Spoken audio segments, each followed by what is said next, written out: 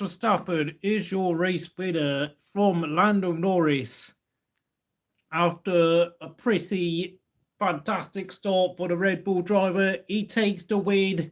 It's got to be an A-star once again for Max. Okay, maybe the A-star's a bit much, but he controlled the race. And even when Lando Norris was closing him down towards the end,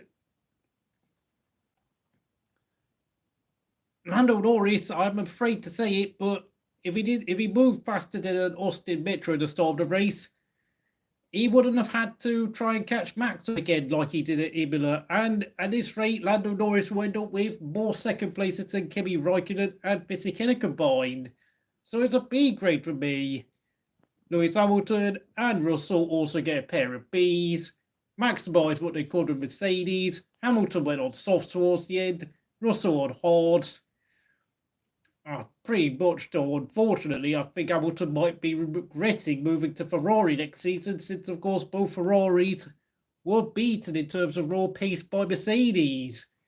Leclerc and Sainz, well, I don't know what on earth is going on with the developments at Ferrari. It's also a pair of B grades.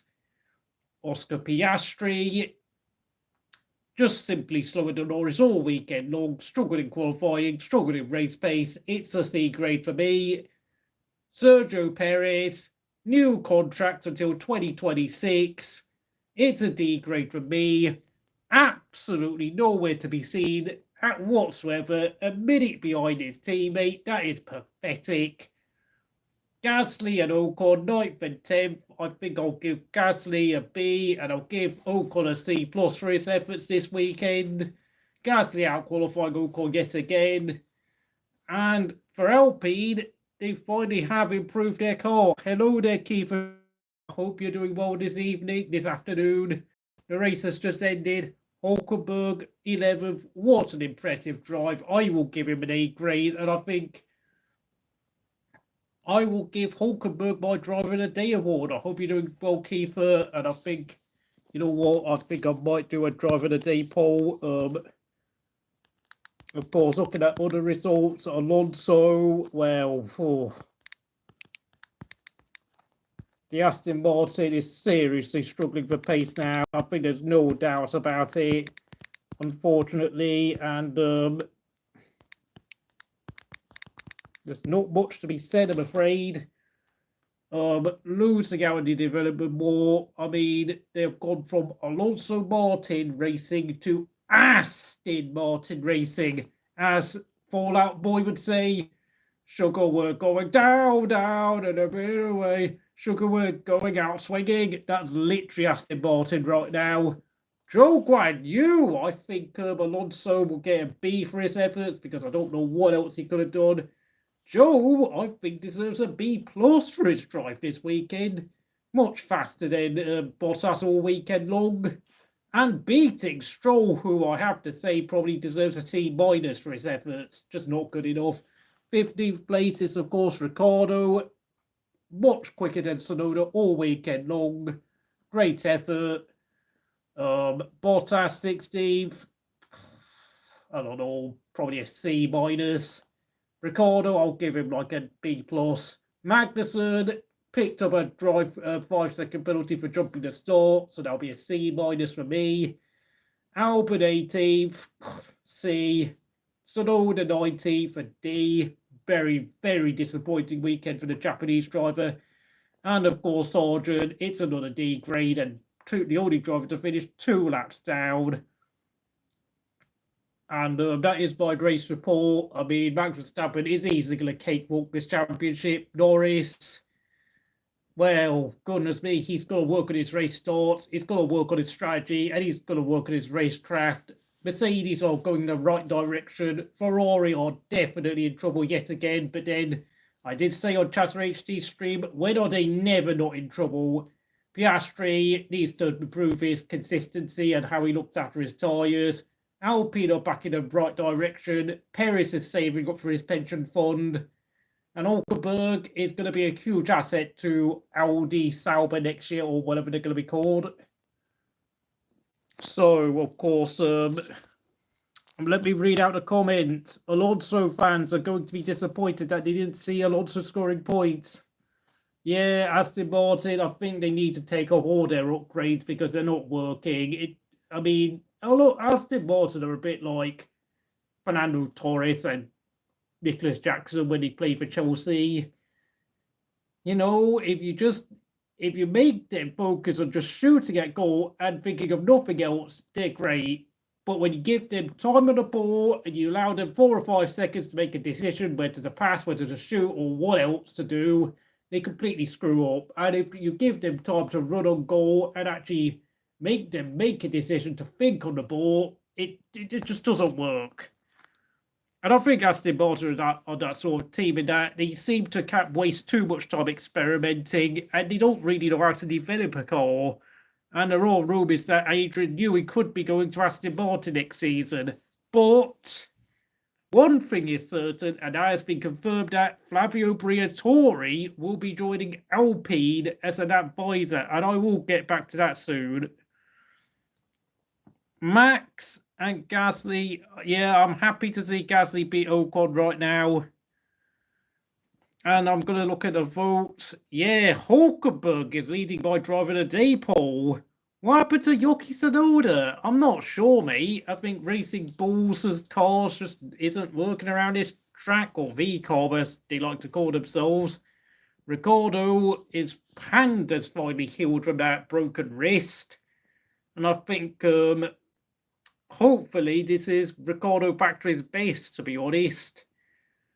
Because let's be honest, who do you really think deep down is a better driver? I honestly think it's actually Ricciardo. And with Tsunoda, I think his true level is finally being exposed again.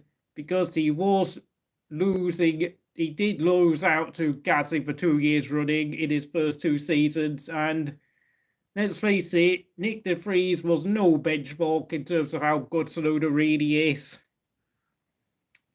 I mean, I think Tsunoda just had a bad weekend, and I think we have noticed a weakness in Tsunoda in that he doesn't like to look after tyres, and he doesn't like to drive a car and tyres are dealing with hot conditions. And I think Ferrari also have a similar problem that if the track temperatures drop too low, then their car struggles with grip. And I think if the track temperatures rise too high, then he also again struggles to counteract those hot temperatures. It's a really hard one to work out, folks. It's like, I mean, let's be honest, the race wasn't really super exciting, if I'm going to be honest. I don't really have a huge amount to speak upon. I mean, we've had Leclerc and Sainz win a race for Ferrari. I think Norris won at Miami, but just like Imola, once again, McLaren missed out on another potential win. And of course, well, they missed out on another win at Montreal. So that's 3 wins that's gone begging for Norris this season. And I think there are huge question marks at McLaren. I think they've got the fastest car in the grid, but they do not have the drivers to execute the pace they have. They really could do with a much better driver in their team, if I'm going to be honest. Thank you for whoever's liked the video. Oh, right, sorry, well, I didn't realise. Vettel finished 11th at the 2022 Spanish Grand Prix. Leclerc retired. Yeah, but Vettel was driving for Aston Martin, I'm not entirely sure what context you're trying to, what you're talking about exactly. I mean, by that point, Leclerc and Vettel were no longer teammates, and they hadn't been since 2020. I think that's a bit of a strange comment to make, if I'm going to be truly honest. I don't know what exactly you're trying to insinuate there, but I think obviously Max Verstappen is pretty much going to be on his way to his 4th World Championship. There's no questions about it. And I think I might change the channel and actually find another video to talk about. And I think there are some big news about Mr. Flavio Briatore, because I am really struggling to think of any interesting topics to talk about right now in terms of what happened in the race, because truly be honest, that was not a particularly interesting race like Imola or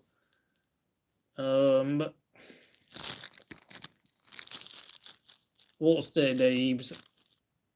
Or Montreal or Miami, where Norris was in contention to win the race. I mean, okay, Monaco was not an interesting race, but we saw Leclerc win. But then, of course, I think the only thing that just about saved Monaco from being called one of the worst races ever was the fact that Max didn't win. But of course, I mean, the lack of overtaking opportunities at Monaco is, of course, makes it what it is. Back in the paddock by virtue of a council role at Alpine, and this is techie, is it not? All of the F1 aficionados, not least of whom Damon Hill, have reacted, and they don't like it, do they? They're precious F1, clean as a whistle. Damon Hill cites skullduggery. This is a bad appointment for the sport. Absolutely not what Formula One needs. Well, I'm crying foul. There was once upon a time a man called Hippocrates even, and F1 has a brilliant habit of leaning into hypocrisy. Formula One is nothing if not marginal. These guys operate on the edges. Each and every single one of those team principals currently on the grid would kill for a couple points in constructors or drivers. I don't know why we do this, chat. Why we pretend like F1 has always been a mainstream sport. But I remember back in the day at school, there was only one other boy in my class who spoke the language of F1, just because Drive to Survivation is a real thing now and F1 has come up. You are not mainstream proper just yet. So Damon Hill, I understand you yourself are clean as a whistle, to a fault even. You might even attribute your 1994 loss down to your being far too straight-laced.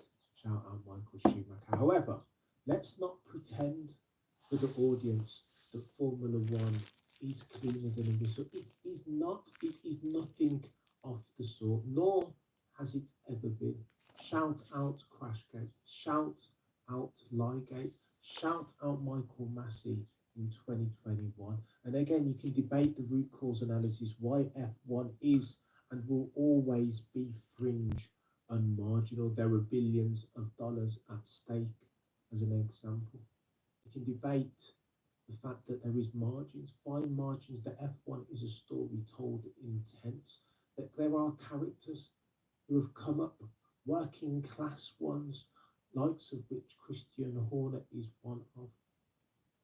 But I say this, Formula One needs to have a word with itself. Look, hypocrisy, Mohammed Ben Sulayem, do you need a better case in point than that? He says that he's injected all this money in grassroots, but yet and still tear a poor share, and Felipe Drugovich cannot get a drive. They say that they've injected all this money in rules and regulations, and yet and still they cannot establish when Checo Perez or Lando Norris have all started. Abu Dhabi is fresh in the memory still. So we want to talk about Hippocrates, Damon Hill. Is that the conversation that we're having? And of course, ostensibly, he makes a couple sound points that Flavio Briatore is a character and he has a track record, a checkered history, even no pun intended. Liegate, Crashgate, those are his sort of things. Flavio Briatore absolutely ordered Nelson Piquet Jr., a young driver at the time, to crash and benefit a crash that resulted in the victory of the other driver on the opposite side of the garage at the time in Fernando Alonso. That is skullduggery, but this is F1, is it not? It's Flavio Briatore, ciao. I kid. This is in jest, but there are serious undertones here. Listen, I'm quite happy to see Flavio Briatore back. Is he the correct appointment? Is he the man for the job at Alpine? Probably not. But I think with the 100-day plan fresh in the memory, I feel like at this juncture, they could do with any help that they can get. Flavio Briatore is a go-getter, absolutely a line stepper from time to time, but sometimes you need to hire Winston Wolf to get some SH1T done, do you not? And what doesn't sit well with me is that Damon Hill is going on like F1 is not, nor has it ever been marginal. What are we talking about, Damon? What, skullduggerous? F1 is nothing if not skullduggerous, chap. You need to just look up and down the grid and see sharks, both principals and drivers. What do you mean? Each and every single one of those drivers will swim happily in the very murky waters called skullduggery. So what are we doing, Damon? Why do we have to pretend, chat, like F1 isn't inherently, by definition, almost skullduggerous? What are we doing? I'm happy that Fabio Briatore is back. Sometimes F1 can be far too straight-laced, far too gatekeeping, far too us and them. Now, I've said for the avoidance of doubt that Fabio absolutely has a check and pass, but he's a champion.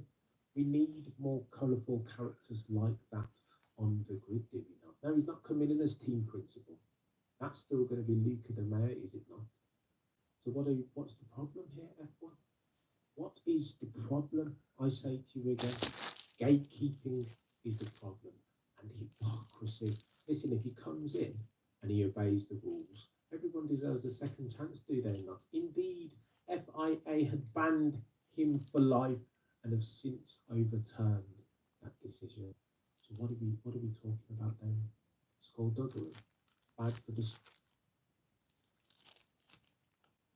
By the way, we have ourselves a race, FP1 and FP2 storage, if only for how do you know? Tell me. You do not know. You're going to have to watch and tune in to find out, and that's exactly how it's going to be. Props to Fabio Briatore for being back on the grid. Do not hate the player, hate the game. You don't want to let a skulldugger. So, for Fabio Briatore, how do we feel about the return of this man, eh? I mean, obviously, the journal, a lot of people don't like Mr. Briatore, but it's pretty clear that the FIA decided what happened at Singapore is history, and I will admit, I don't like Fabio Briatore, but the fact is, you look at people like Christian Horner, Toto Wolff, Papa Stroll, the likes of Godver Steiner, have all had to do things they were not exactly what you would call morally correct or in the spirit of the sporting regulations. We've seen Ferrari many times do things like tell Rubens Barrichello to play the number 2 role, Kimi Raikkonen, Felipe Massa, or be the wingman. We've seen Toto Wolff tell Bottas to do the number 2 thing.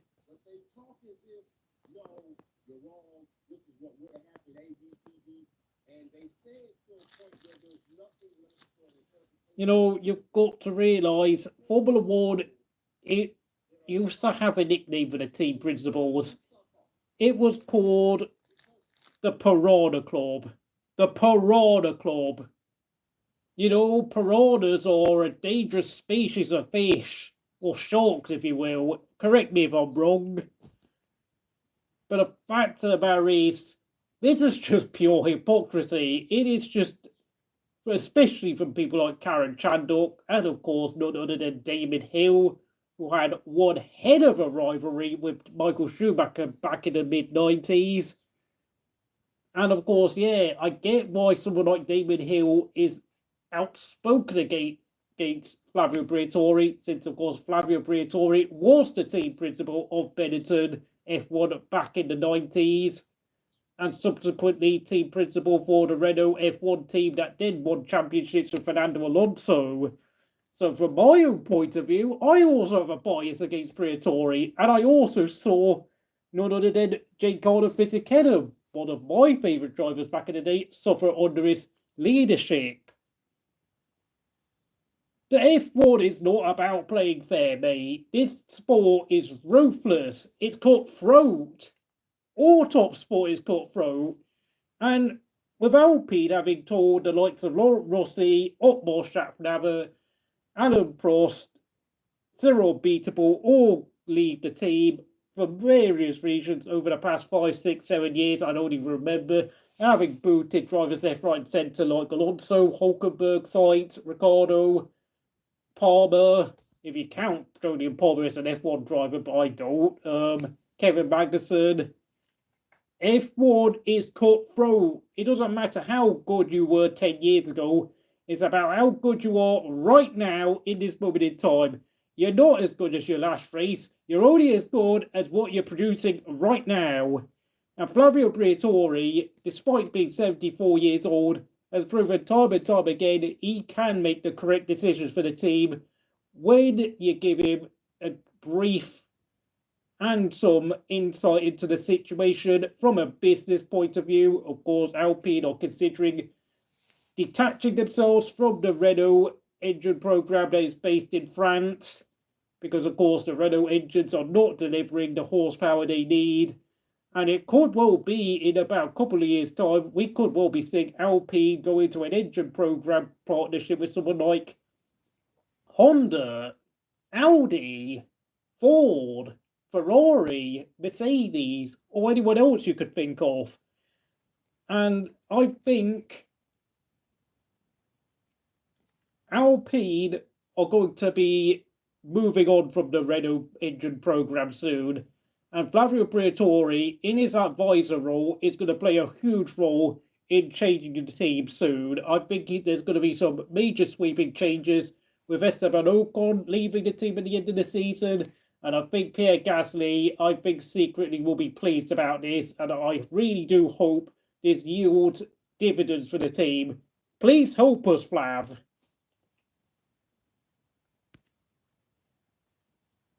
And as for the race, I mean, you got to give credit to Max Verstappen. Shoved people out of the way. Did what he needed to do when it, shoved, squeezed past Flavio Briatore. Lando Norris at the first turn. I'm so sorry. I got that so horribly wrong. Obviously, my God, the only thing I've been thinking of all weekend has, of course, been the return of Flavio Briatore to the Alpine team, because, if Gasly's going to continue with this team, if he's going to persist with this malfunctioning Enstone outfit, I am praying that Flavio Briatore does what this team needs, helps Pierre Gasly reach the maximum of his capabilities, and, of course, gets Jack Zhou embedded in at the team. Because, look, you've got to realise this is a thing with Flavio Briatore. He may be an advisor, but I can guarantee you this is more than just an advisory role. I am sure he will be turning up to Grand Prix weekends, and he will be getting hands-on a few times here and there. But we have to realise, though, he is 74 years old, and this is probably going to be his last job in Formula One. It is pretty much him just helping out Alpine, Team Enstone for one more time, which, of course, I think is his natural home in Formula One, because I think the Team Enstone outfit, when it's been called Benetton, Renault, or now, of course, Alpine, is the only team he's ever worked for, and I think it makes sense. Everyone at the factory respects him, even if he can be a tough cookie, even if he can be a caricature in terms of how he behaves. But they all know deep down he's a leader, and I really do hope, he helps Pierre Gasly. Because, look, I know I've made it many times clear that I'm not a fan of Michael Schumacher or Fernando Alonso, but those two drivers are obviously long gone at that team. And with Esteban Ocon leaving, now I want Flavio Briatore to help Gasly and potentially help Jack Zhou if he joins the team next year, because I think he really is Alpine's last resort. And I don't really know what else can be done at Alpine, to be honest. I really don't. And of course, I've been talking about how Gasly could join Sauber, Haas, Williams, but of course all those teams have got less resources than what Alpine have got. So really, I mean, this is what I'm hoping for. And of course, I've just watched the race start. Lando Norris went from pole to third place. George Russell made an epic start of the start line. Max Verstappen was up to second.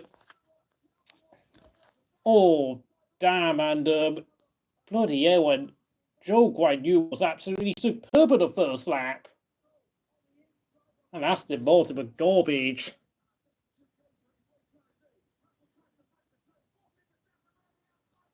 But of course, Max Verstappen on the third lap overtook Russell.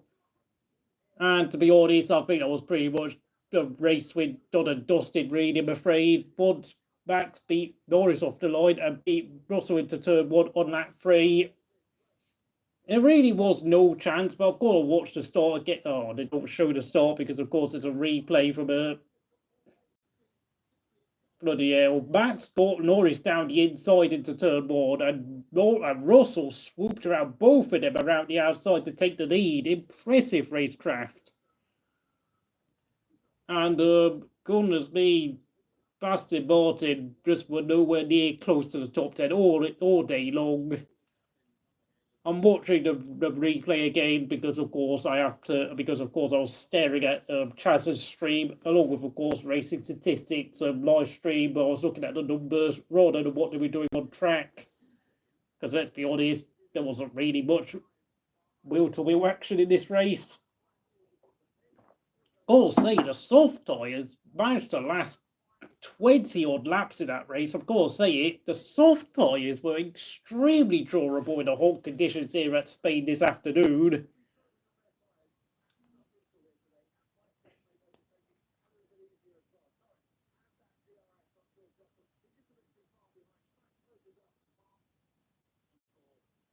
Ferrari would never really in contention for the race win. And to be honest, Pierre Gasly finishing 9th make a bit disappointing when you consider he started 7th, but you know, at least he banked 2 points for the team, and so did Ocon. So I think that pretty much guarantees Alpine will not be finishing anywhere near close to last place, since of course Williams I think are in 9th place, and of course Sauber still got 0 points for the season. As for 7th place, I'm trying to think who's in 7th. Is it Haas? Yeah, it's got to be Haas, because even though Hulkenberg finished 11th, I mean, there's still quite a lot of points behind Racing Bulls, who, mind you, had a terrible day with Ricciardo 15th and Tsunoda 19th. And then, of course, 5th place is still Aston Martin, who, despite their horrific outing, I think, obviously, big thanks to the work of Fernando Alonso, are still pretty much comfortably in the top 5, but if they don't improve in the rest of the season, it's going to be a bad one. It's going to be a really rough end to the season for Aston Martin.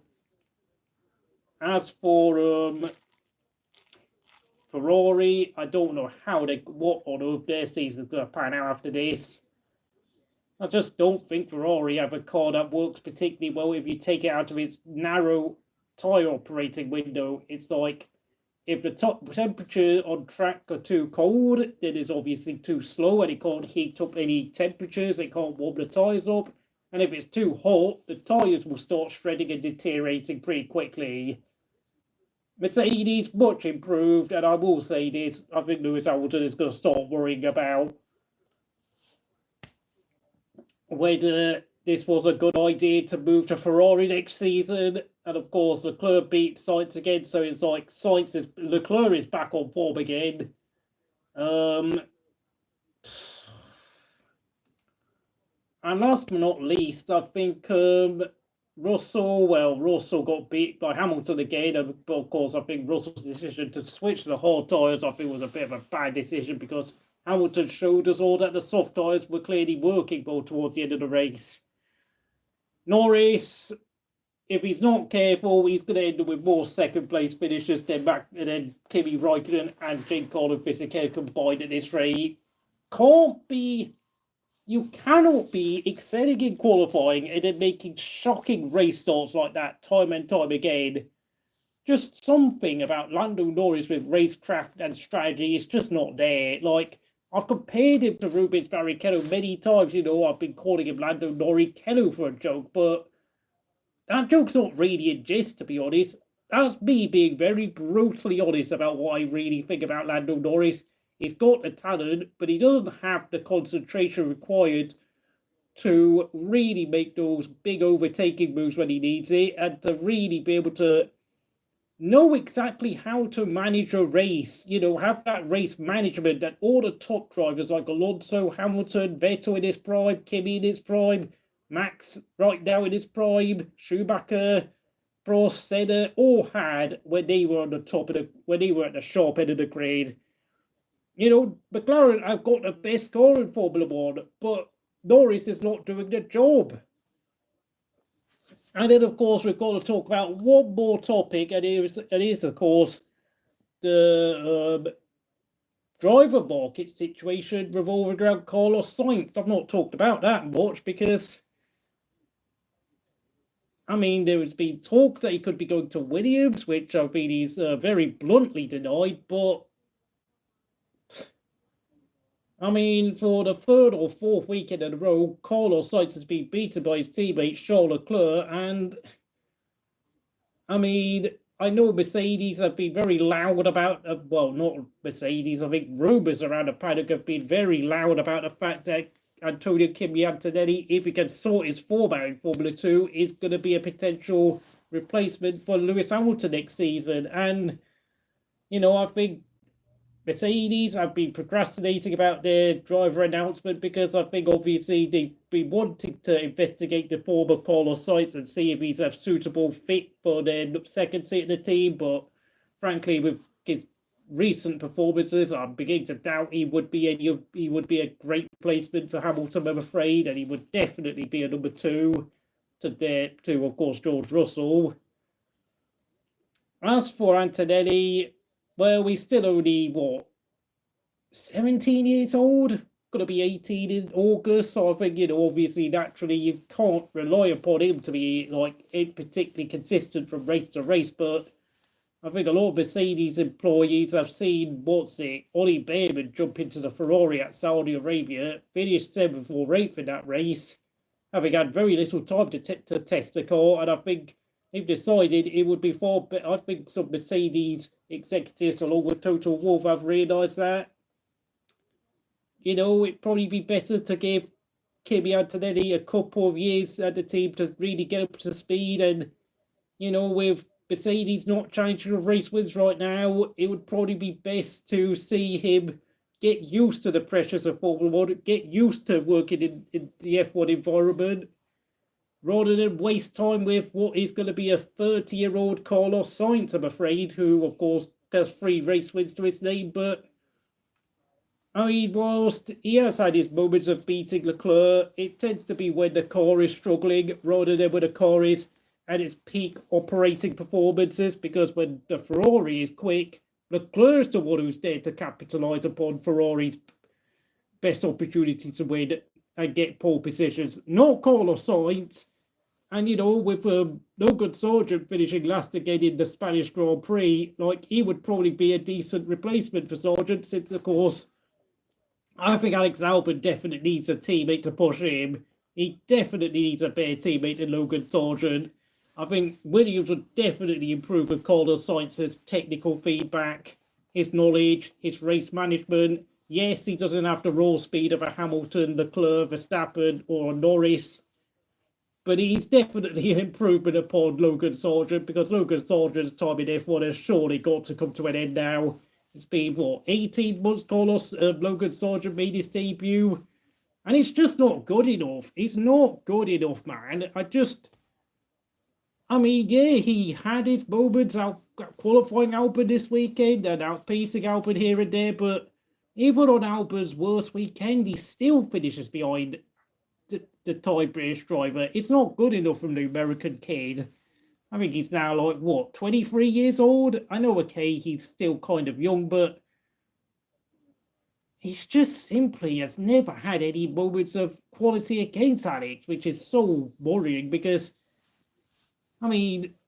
he's basically the same sort of driver Nicholas Latifi was. So, yeah, I mean, Carlos Sainz would definitely be an improvement upon Logan Sargeant. And of course, I know some of you are thinking, what about a potential move to Sauber Audi?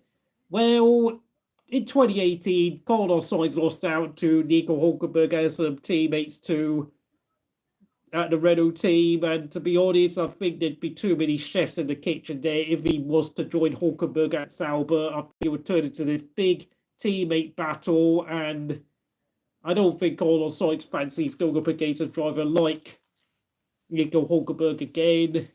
I mean, as for Mercedes, I think his chance of going to Mercedes, I think it's gone, if I'm afraid. So, I don't know, mate. It's really not there anymore. And yeah, I know some people feel sorry for Carlos Sainz, but deep down, I don't really see Carlos Sainz getting anything better than Williams drive at this point. So, you know, if you want to ask me any questions, you've got time to ask me questions. I've got 5 people watching. I would love to have a chat with you about anything about the race. Of course, I have been busy doing live streams on my on-call football channel about the European Championship, since, of course, I did specifically make a football channel so that this sort of content doesn't clash with my F1 content, because let's face it, I know a lot of you are not particular fans of football, because obviously football fans and F1 fans don't necessarily mix as well as some people might think. 2 different sports, of course. Of course, I've also got my driver of the day review.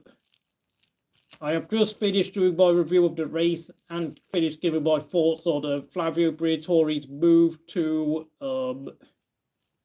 a return to Alpine, I beg your pardon, since, of course, Alpine have brought Flavio Briatore back in as an advisor to the team, since, of course, there are rumours that Alpine want to detach from their Renault engine partner program, since, of course, Renault are not delivering the goods when it comes to the engine horsepower. And, you know, Flavio Briatore, we all know how shrewd he was at making big decisions when he guided Michael Schumacher to the World Championship wins in 1994 and 1995, and, of course, his rivalry with Damon Hill at the time. I mean, you have to realise Michael Schumacher to this day is the last driver to win a World Championship using the old Ford Cosworth V8 engines. And of course, Flavio was the guy responsible for making Renault enter a partnership with Renault, who, of course, I think if you see Playlife and Supertech as being what was basically a Renault partnership engineering program, only 1 year in the whole existence of Team Enstone since 1995 have they not used a Renault engine, which of course was 2015, when, of course, the so-called Lotus team used Mercedes engines, because let's face it, since 1995, this has basically been Benetton, Renault, Lotus, and Alpine have more or less been the de facto Renault factory team in Formula One. I mean, leave your thoughts and comments. Of course, 6 people watching, but you're not commenting. I would like to just say hello to me. I don't mind. Like, I'm not going to be upset by anything you say. Like, even if you want to come on and say, oh, Kimi Räikkönen is rubbish. Like, why do you think he's so good? I don't care, mate. I really don't care. I think the only thing that would upset me if you sit there and start saying things like, Xi Jinping is a great leader of China. No, mate. I mean, I'll probably start getting angry at you at that. And I'll seriously start questioning your sanity if you start writing things like that. Because you will set me off if you write that down.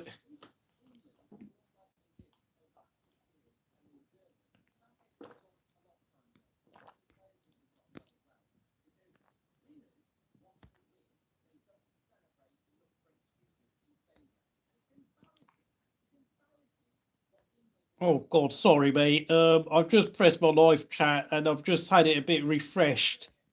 And I've only now just got round to looking at the comments. So, yeah, let's read these comments out. Oh my God, my live chat didn't refresh. Sorry, I really need to update. Okay, Tsunoda, another poor race by Will F1. Yeah. If Yuki gets beaten in Austria, I will be worried. Yeah, I've got to say it. I think I am beginning to think Tsunoda's true talent level is getting exposed now that Ricciardo's wrist is healed properly by the sounds of it. Hamilton just 200 podiums away from 200 career podiums. Yeah, I know about the Euros. We'll talk about that later. I don't like Alonso, yeah, he's one of the best of all time. I'll agree to that. What if Vettel never made mistakes in 2018? Well, I think we all know deep down that Ferrari development that year was absolutely dreadful. 8 points for Sergio Perez in the last 4 races. That is absolutely shambolic by Perez. I did say this before, but Perez has been re-signed by the fact that his Telmex money is keeping him in the seat in the sport. There's no doubt about it. He's there because he keeps a happy environment, just like Bottas kept a nice, harmonious environment at Mercedes.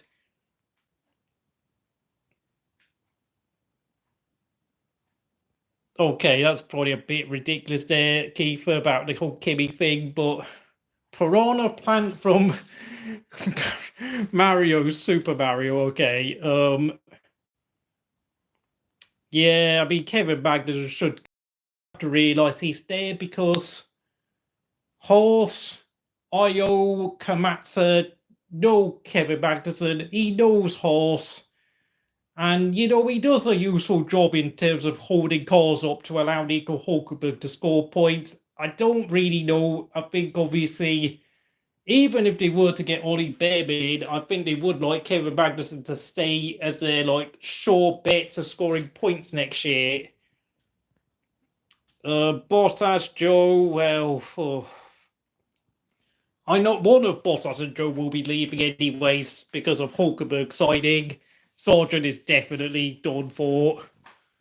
John Todd needs to go back to Ferrari. Oh, John Todd. I mean, yeah, you know, Flavio Briatore back at Alpine. You know, it's like 2005 again, isn't it? Horse, yeah, big opportunity missed by ignoring Flavio Briatore. But of course, I think Flavio Briatore has had offers from a lot of teams in the paddock, and I think he's decided to return to Alpine because it's the only team he's ever worked for in the sport. Wait, have Alpine overtaken Haas in the championship? That is surprising. I've not seen the constructors, but well done to Alpine. It does seem like a big coincidence that Alpine are back on form after chopping and changing all those team members. Racing Bulls, I've got no idea what's going on with their car in this track. I think the characteristics of the circuit just don't suit that Racing Bull very well. Barrichello knew how to overtake people, yeah, but Barrichello did have a habit of being very conservative at times with his decision making and being a bit too loyal to some of the teams he drove for, like Jordan and Stewart.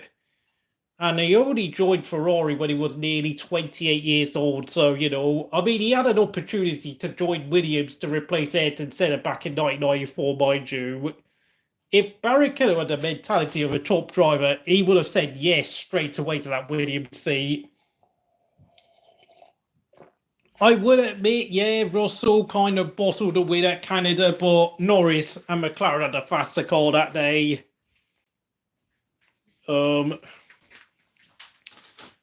Sargeant, oh right, Law VS. Yeah, I know he did that video saying that re-signing Logan was a good decision for Williams for the sake of continuity, but the problem is if you have a driver that's not delivering, it's not like exactly the most best, and just to persist with someone who is not really performing that well. And I think I need to go back inside again because I can't actually see the screen properly, but Sargeant has gone from 1 spin per weekend to 3. Will Teo Porcher get a seat at Sauber next year? Oh, you've now actually given me a great question to ask. That is very, very, very interesting. Will Teo Porcher get a seat at Sauber next year? Who will get Paul in Austria? I don't really care, to be honest. Max is going to win the championship, yeah. Even if we see Russell or Hamilton win, it's going to be status quo again sooner or later with Max driving the way he does. Who will get this? Who will get Haas's seat next year? Ollie Behrman, and as much as I know some people won't like to hear this, Kevin Magnussen. But you have sent me one more good question. Teo Porcher, you have asked me a very good question here. He took 3 years to win the Formula 2 championship. It's really hard on Teo Porcher because, of course, he's also Saint Maloney is, of course, the other reserve driver at the Sauber team right now. It's going to come down to a battle between the pair of them. I think in terms of raw talent and speed, Teo Porcher edges it out for me. And I think with Carlos Sainz not likely to join Sauber next year, I think I'm going to rate Teo Porcher's chances of getting a Sauber seat at like 50%. I know that kind of sounds like me sitting on the fence, but I think you also have to realise that if Sauber were to remove Zhou Guanyu from their team, they will be losing potentially up to about £30 million worth of sponsorship money from China, which probably works out to be like what, 40 million euros or 40 million US dollars from their prize total. And a lot of votes are Hamilton in the Driver of the Day poll, surprisingly, along with Max.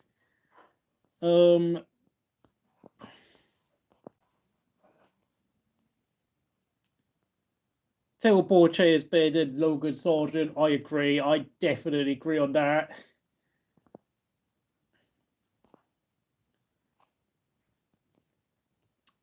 Well, my thoughts on Felipe Drugovich. Yeah, he's now been at the Aston Martin test drivers bench for 3 years. Well, not 3 years, 2 years, because of course, just like Teo Porcher, he won his Formula 2 championship in his 3rd season in that series. So, as for Teo Porcher, I am going to rate his chances of getting an Aston Martin seat or any seat in Formula 1 at about approximately 10%.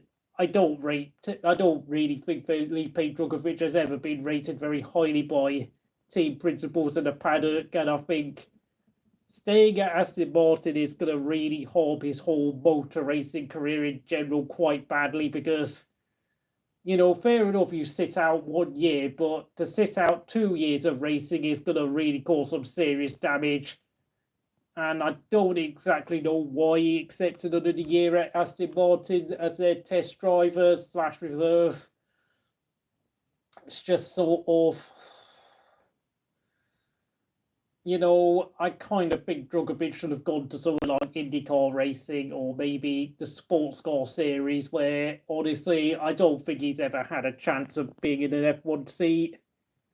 Schwartzman could have been an F1 driver, yeah, but I think he's definitely done and dusted. I think he's gone to something like sports car racing now. But as for Teo Porcher, it's got to be at least 50% chance.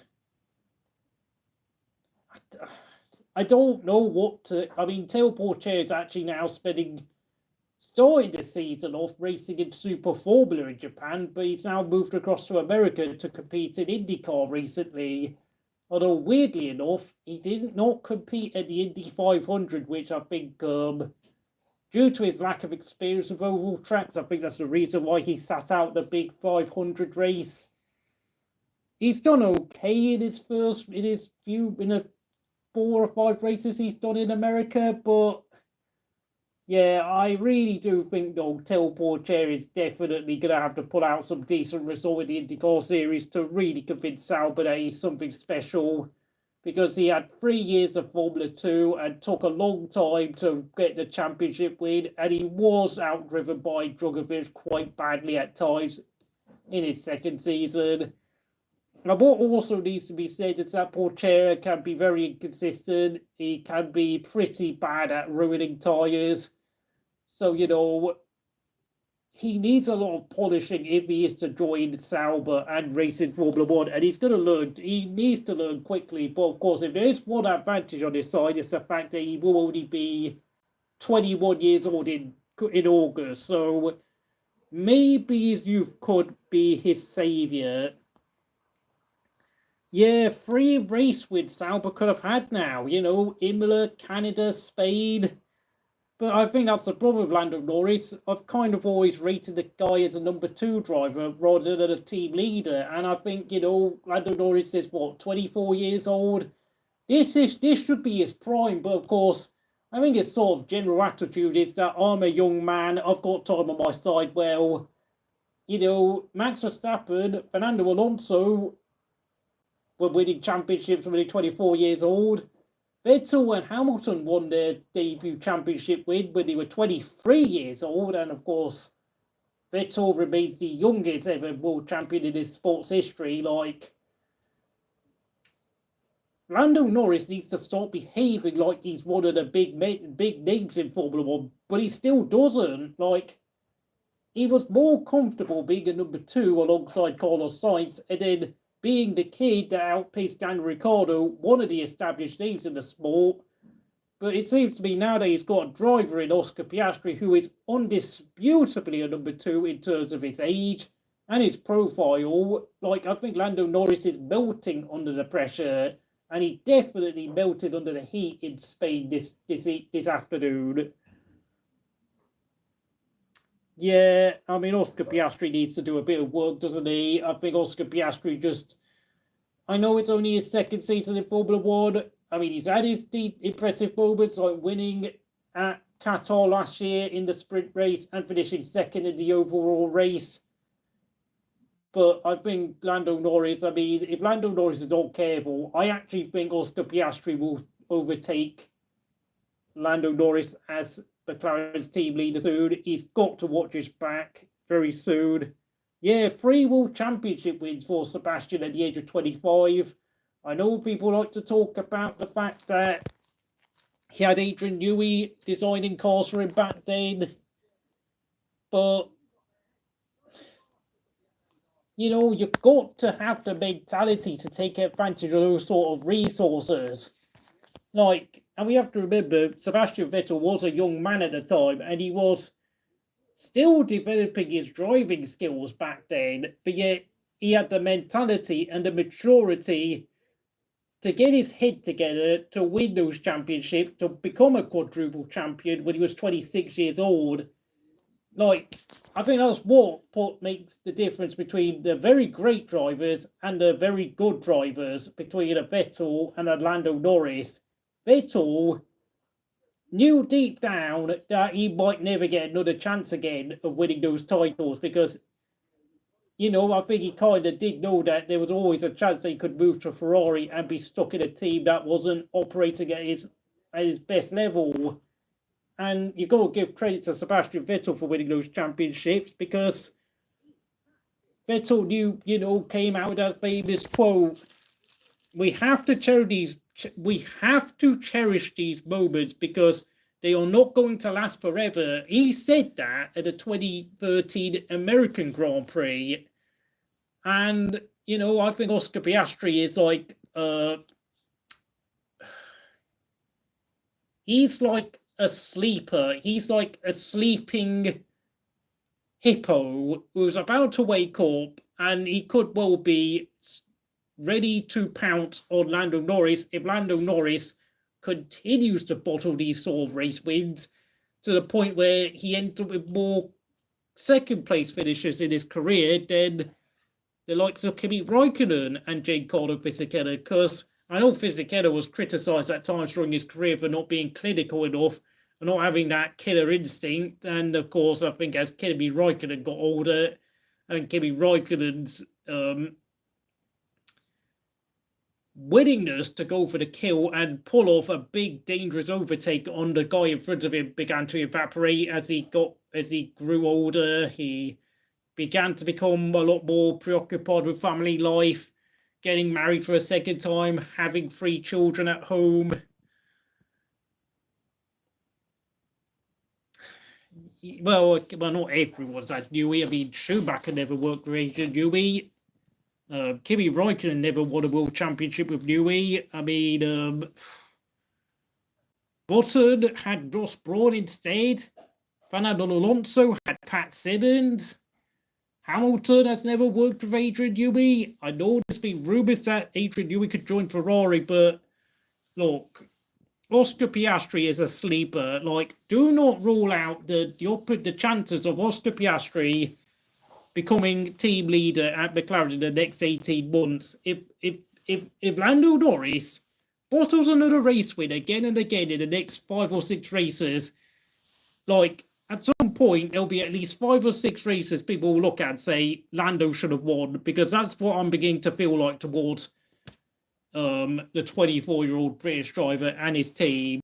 And at some point, there will be question marks in that Woking boardroom where people will be saying Oscar Piastri is our future, not Lando Norris. And I think this could be alarm bells for Lando. He has to be more ruthless. He has to improve his race starts. He has to improve his tyre management. He has to improve his strategy. He has to improve his awareness of the cars on the track. He's got to really be a lot more focused, a lot more clinical. He's got to have that dog in him like Nico Rosberg had against Lewis Hamilton, because Max Verstappen is definitely an elite level driver. Max Verstappen never has days off. Max Verstappen never ever throws away an opportunity to win a race. He doesn't care what people like me think. He doesn't care if I slag him off all the time. Like Lando Norris, I think is a bit too sensitive to outside criticism, and he's got to blank that sort of stuff off, and he's got to like refuse to give apologies when he says stuff like, oh, well, you know, Lewis Hamilton won the race today, and I believe he should have won the race, because, you know, I think 4 years ago he came out with those comments, and then there was a social media storm, and then he was bullied into making an apology. And I think if that was Max Verstappen would have said, well, I said what I said, now go and do one, because I don't care. I don't know what on earth you're saying there, Churros, but good day to you. Well, yeah, Max had an off day in Miami, but I think with Max Verstappen, I think that was more of a one-off. Max, you notice Max Verstappen, he'll screw up one day, and then he won't make another mistake again for at least 10 or 11 races. That's the best at their best. So,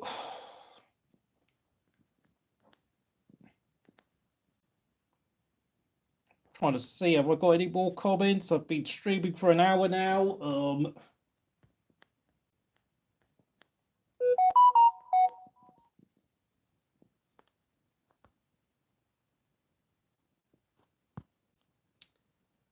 So if you enjoyed this stream, please like, subscribe. I will be ending this stream soon. I am watching a bit of Vault Goldbridge, for those of you wondering, because I will be back at 8 o'clock for my European watch along with Scotland versus Hungary, who of course I have a chance to qualify for the last 16 on my Encore Football channel. Do I think Max will win at Singapore? We'll wait and see, won't we? But I'm guessing it is his bogey track. So thank you for watching, and I'll see you again next time.